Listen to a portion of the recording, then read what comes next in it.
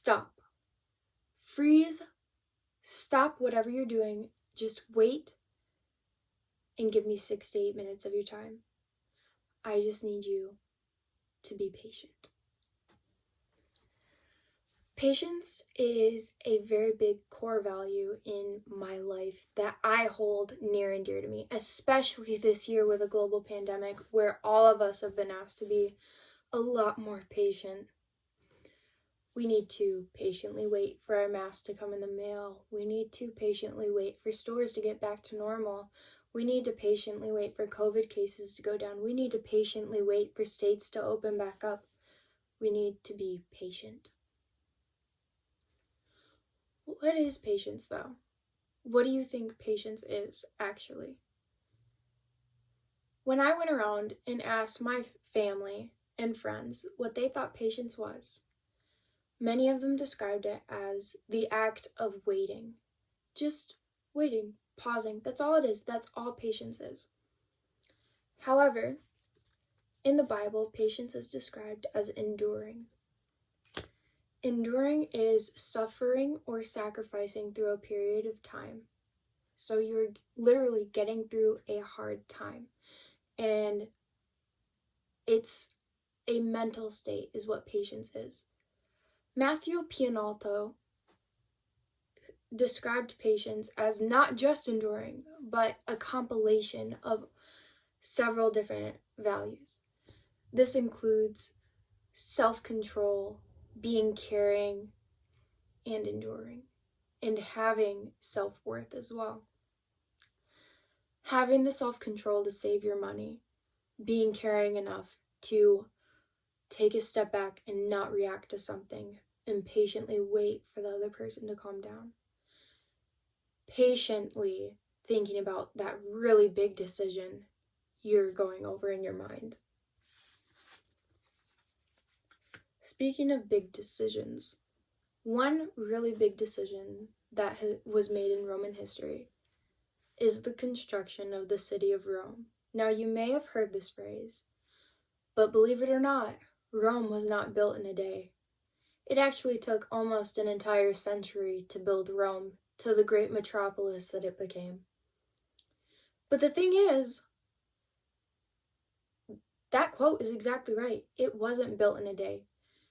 See, you have an idea, and all of a sudden, you need to revise that idea. You start your idea out, and then you're like, oh, I need to change something. But you continuously lay the bricks.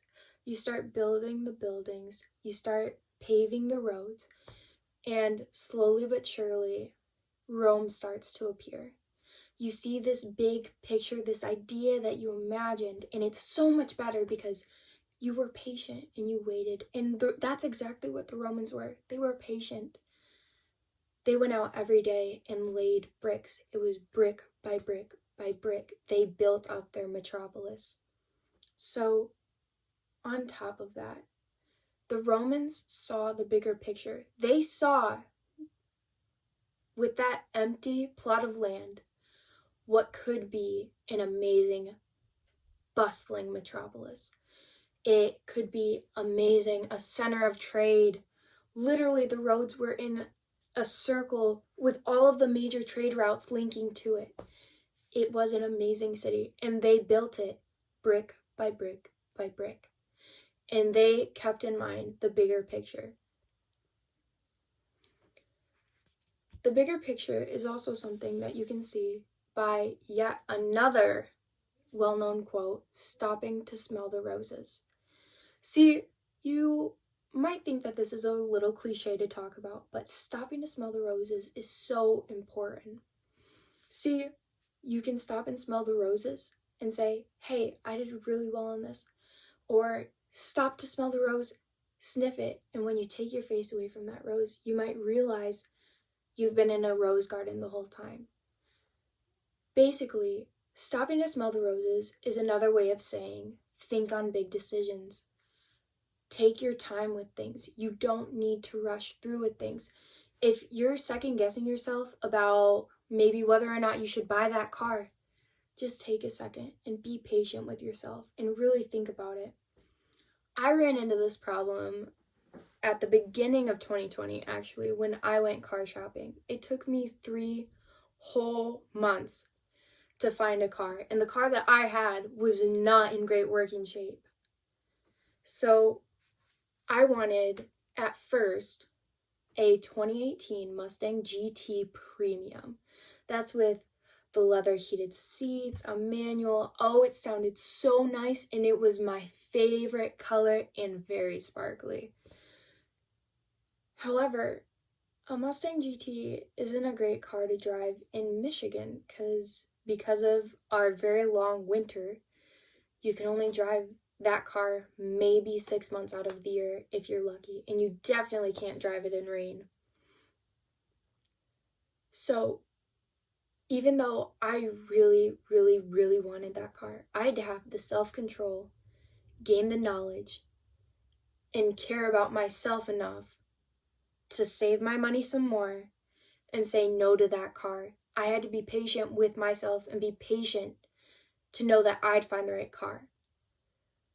So 2 months later, I'm still looking at cars. I have looked at hundreds of cars by now. I've test drove in the 10s, 20s, 30s, 40s.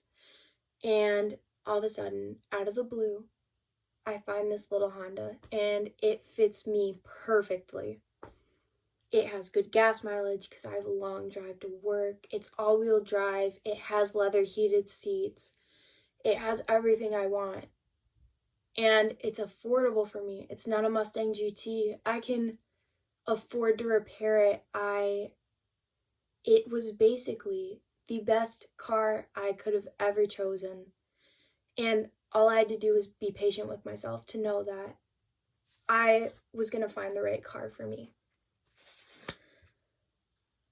So with that, when I was looking at that Mustang GT, I had to remember to sleep on my big choices. I was ready to go down to that dealership and be like, I want this car, give me the papers right now, I will give you the down payment to hold it for me. I wanted it so, so bad. But you know what? I slept on it the day that I was in such a rush to go down there and get it. I slept on it that night, and I woke up the next morning and I was like, whoa, whoa, whoa, that is not the right choice. I need to take a step back and be less emotionally invested in this car shopping because that was almost a really, really bad choice. And that would have affected me financially for years. So it's important to sleep on those big choices. It really is. On top of the big choices, there are also little choices. You have little choices, little opportunities every day to be patient. It is in the letting the person with less groceries in their cart go in front of you at the grocery store. It is being mindful of others and remembering to wear your mask in public places. It is in the little acts of saving those couple extra dollars for yourself so that you can one day either get a new car or be financially stable, have an emergency savings account. It's in the little choices to make your bed in the morning so when you get home from work, it's made and ready for you to just go to sleep in. It's the little choices every day that you can choose to be patient with yourself, to take care of yourself. And just like I have those opportunities every day, and